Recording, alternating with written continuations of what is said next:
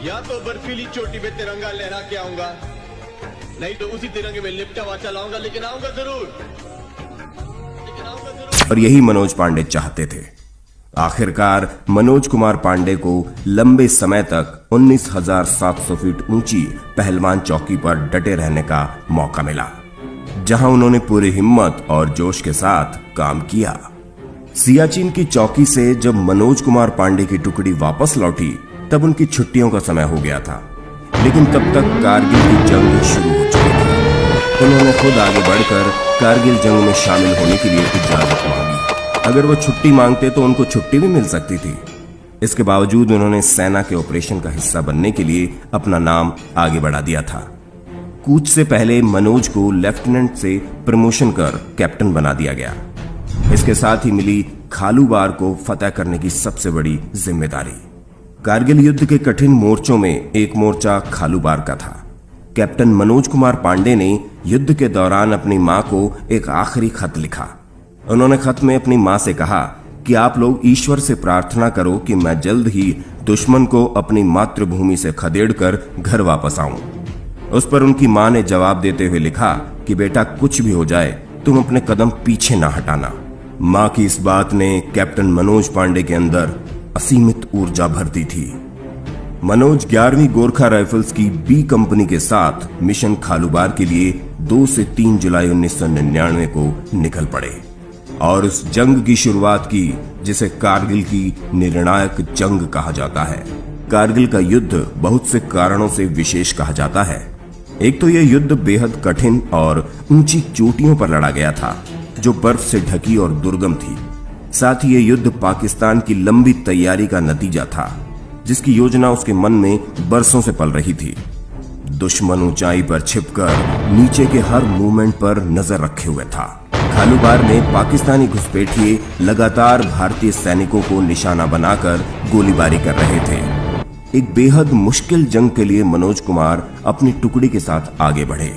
पाकिस्तानी सेना को मनोज पांडे के मूवमेंट का जैसे ही पता चला उसने ऊंचाई से फायरिंग शुरू कर दी, लेकिन फायरिंग की बिना कोई परवाह किए मनोज काउंटर अटैक करते हुए और हैंड ग्रेनेड फेंकते हुए आगे बढ़ गए। अपने कुशल नेतृत्व का परिचय देते हुए कैप्टन मनोज पांडे ने पहले तो अपनी पलटन को एक सुरक्षित स्थान पर पहुंचाया, उसके बाद जवाबी कार्रवाई की रणनीति बनाई।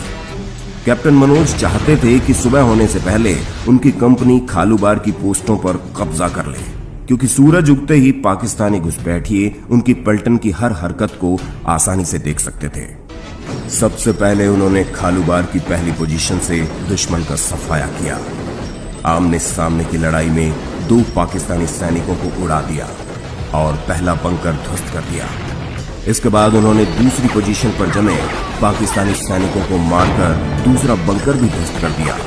इसके बाद मनोज कुमार पांडे अपने जवानों का हौसला बढ़ाते हुए और गोलियों की परवाह न करते हुए तीसरी पोजीशन की तरफ बढ़ चले। वहां भी उन्होंने पाकिस्तानी सैनिकों को मारकर उनका बंकर उड़ा दिया, लेकिन इस दौरान एक गोली उनके कंधे और पैर पर लग चुकी थी। इसके बावजूद मनोज रुके नहीं। अपने घावों की परवाह किए बिना वो चौथे बंकर की ओर बढ़े। उन्होंने जोर से गोरखा पलटन का हल्ला लगाया और चौथे बंकर की ओर एक हैंड ग्रेनेड फेंक दिया। तभी दुश्मन की अंधाधुंध चलती गोलियों में से एक गोली उनके माथे पर लगी, लेकिन उनके हाथ से फेंके गए ग्रेनेड का निशाना अचूक रहा और ठीक चौथे बंकर पर लगा उसे तबाह कर गया। लेकिन मनोज कुमार पांडे भी उसी समय धराशायी हो गए।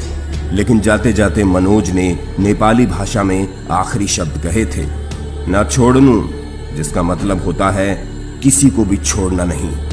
मनोज के आखिरी शब्दों ने गोरखा जवानों को इतना उत्तेजित कर दिया था कि सभी खुखरी निकालकर पूरी दृढ़ता और बहादुरी से बचे हुए दुश्मन पर टूट पड़े थे और वहां मारकाट मचा दी। 5-5 फुट के गोरखाओं ने 6-6 फुट के पठानों के सर धड़ से अलग कर दिए और विजयश्री हासिल कर तिरंगा लहरा दिया। मनोज कुमार पांडे की अगुवाई में की गई इस कार्यवाही में दुश्मन की 11 जवान मारे गए थे। उसके साथ ही हथियारों और गोलियों का बड़ा जखीरा भी मनोज की टुकड़ी के कब्जे में आ गया। उसमें एक एयर डिफेंस गन भी थी। तिरंगे से लिपटे ताबूत में इस शहीद का शव जब लौटा तब पूरे देश के लोगों की आंखें नम हो गई। 24 साल की उम्र में एक जाबाज जिंदगी को अलविदा कहने से पहले देश के लिए अपना फर्ज पूरा कर गया। मनोज कुमार पांडे से जब सेना में भर्ती के लिए इंटरव्यू में पूछा गया कि आप आर्मी क्यों ज्वाइन करना चाहते हो, मनोज ने जो जवाब दिया उसे सुनकर वहां मौजूद हर शख्स चौंक गया। उनके सामने बैठे इस दुबले पतले लड़के ने कहा था, मुझे परमवीर चक्र चाहिए। और जैसा कि उन्होंने कहा था वैसा करके भी दिखाया, क्योंकि मरणोपरांत मनोज पांडे को सर्वोच्च वीरता सम्मान परमवीर चक्र से सम्मानित किया गया।